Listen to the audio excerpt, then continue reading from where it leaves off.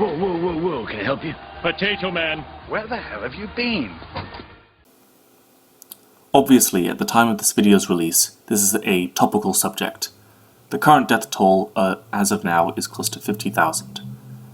The 1918 flu pandemic, also known as La Grippe, or the Spanish flu, was a strain of the H1N1 influenza virus, much like swine flu, and killed anywhere from 50 to 100 million people globally, marketing it as the deadliest pandemic in human history. It killed more than 10% of those infected.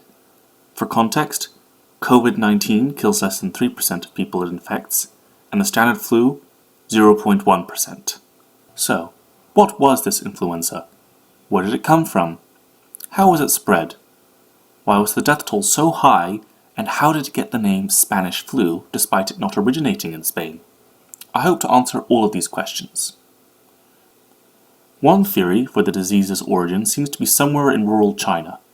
Many Chinese laborers immigrating to the US and Canada would be cramped into small containers and housed in similar environments, allowing for a greater spread. This disease then spread to others, who then spread it to others, and so on and so on and so on, including to servicemen traveling overseas to the war in Europe. For context, World War I was not pleasant.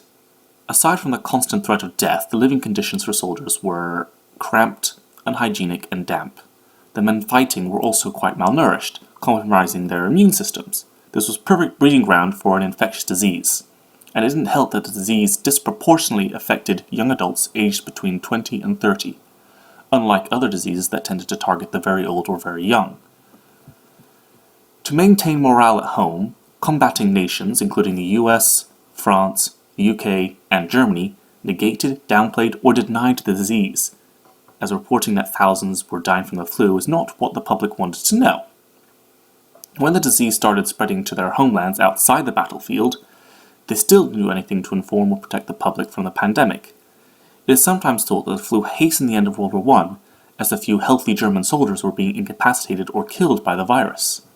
Spain, however, was neutral, and had no qualms of reporting on the pandemic, meaning its neighbors assumed the disease was of Spanish origin, dubbing it the Spanish flu. As the war neared its end, and documents were being drafted and signed, it became harder to ignore the massive waves of the sick and dying, and so governments finally started trying to warn people to avoid crowded places and to wear face masks.